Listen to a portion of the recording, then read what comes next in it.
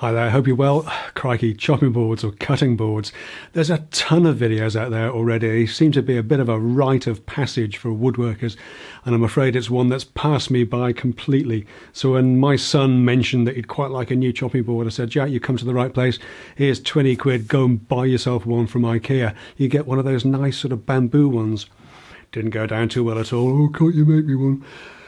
Now, I've never made a chopping board before, but as it happens, I was going out to see Tim at the Hardwood Offcuts shop in Essex. It's appointment only these days, by the way, so do call first.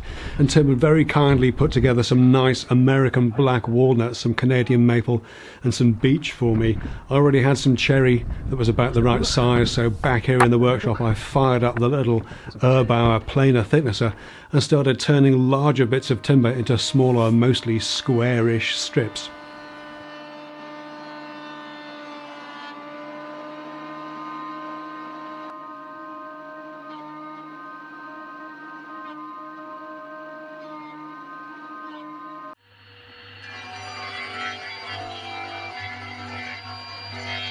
I wanted the walnut and maple to be accent colours, and I was happy with the thickness of those boards, so I ripped them down to size on the table saw, more on that in a future video, and I swapped the Erbauer over into thicknessing mode and ran everything through it to get it to all the same thickness.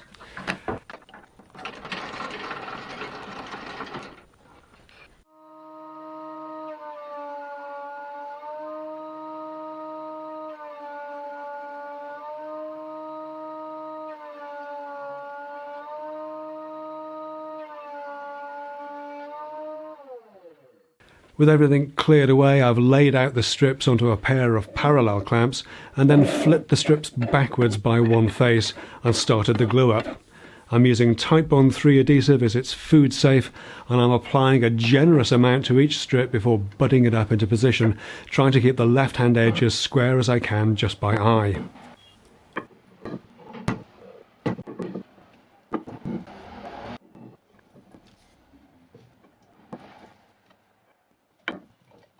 And with all the strips in place, I can clamp them together, increasing the pressure gradually to keep the individual strips as level as possible.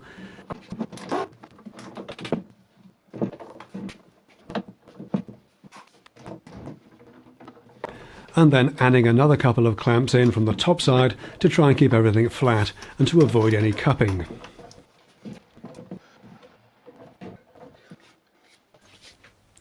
Note to self, this would be a good time to wipe off the glue squeeze.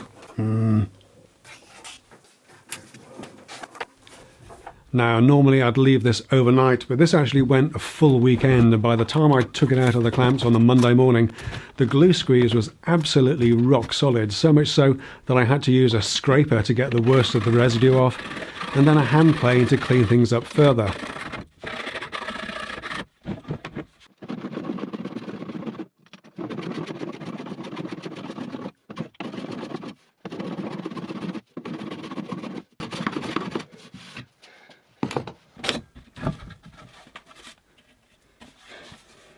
Okay, decided to take the glue squeeze off with a hand plane rather than feed the whole thing through the thicknesser, because these blades are way easier to sharpen.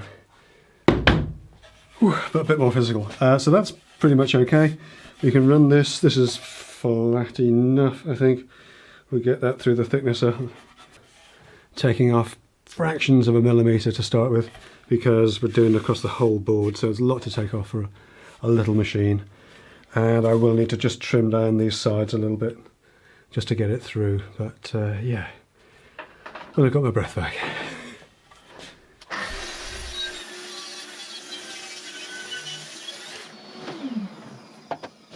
So with a board trimmed to fit into the thicknesser, I can feed it in very cautiously, increasing the bite very gradually until it just starts to cut right across the width of the board.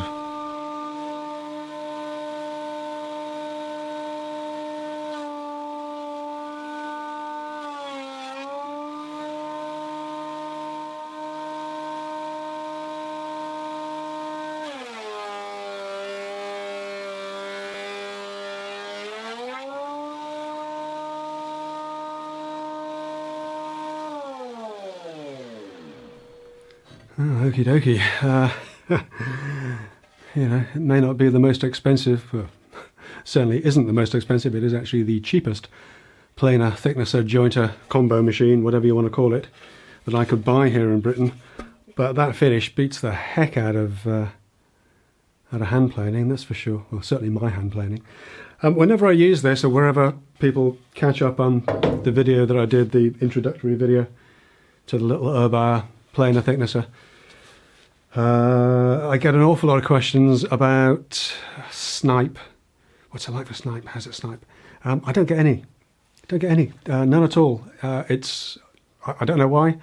There's a theory that goes that because it's a planer thicknesser, you raise the bed of the machine when you're thicknessing, you might call it planing if you're American, we call it thicknessing, when you raise the bed up to the blade rather than on a lunchbox thicknesser planer. You bring the blade down, there's no flex in the head, and I don't know genuinely if that makes a difference or not, but certainly I don't get any snipe with this at all. It's a pretty much a flawless finish from something that's almost ridiculously cheap, 220 quid or thereabouts for a little Urbar planer thicknesser. So yeah, very impressed with it. I probably will do a follow-up video on it at some point, but absolutely no problems with it at all. I think it's almost a year that I've had it now, so no issues with it, and it produces a fantastic finish. So anyway, we're going to get this sanded now, then we can get it cut to size, get some little handhold cutouts routed into the ends, and then we can think about getting a finish on it. Because it's already planed, I'm starting with a P180 abrasive on a random orbital sander, tidying up both faces of the board and then moving on to cutting to length. I should be able to get 2 boards out of this piece, and here I've taped an offcut of walnut to the back edge of the board to help avoid tear out.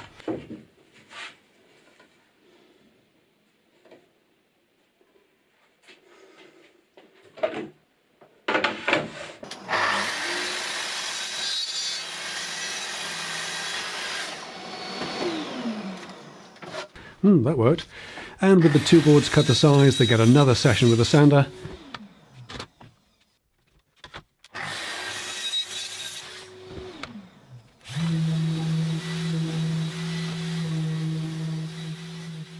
Before finishing up with some P240 on a hand sanding pad, and I'm just rounding over the top edges of the board very slightly as I go.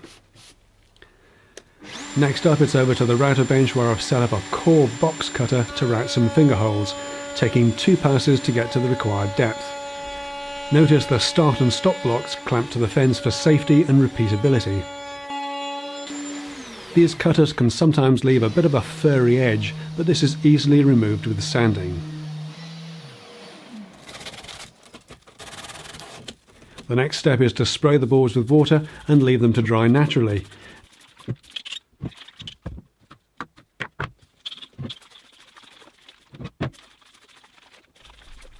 This raises the grain of the wood and can be sanded back again once fully dry.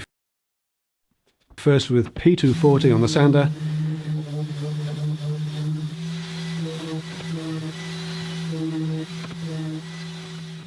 then P320 on the hand sanding pad.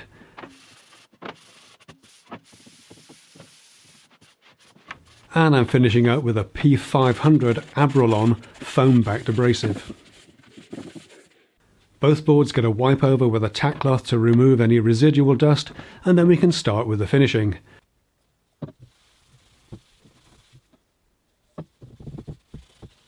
I'm using a Heidelberg Prolignum hard wax oil in a satin finish, wiping it on generously with a stockinette cloth.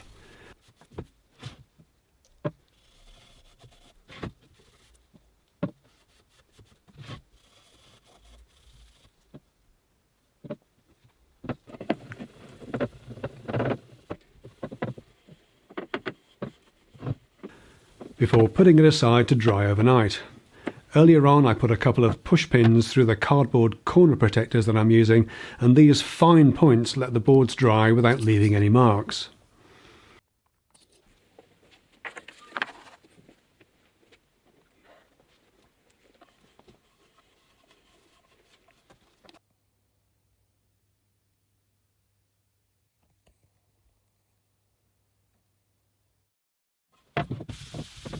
Next day now, and I'm denibbing with Abralon.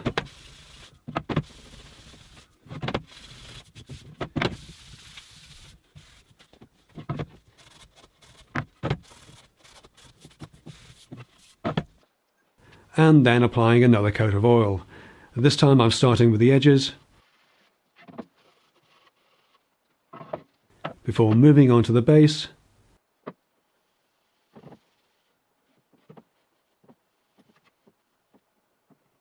and finishing with the top. And once again, it's left to dry overnight.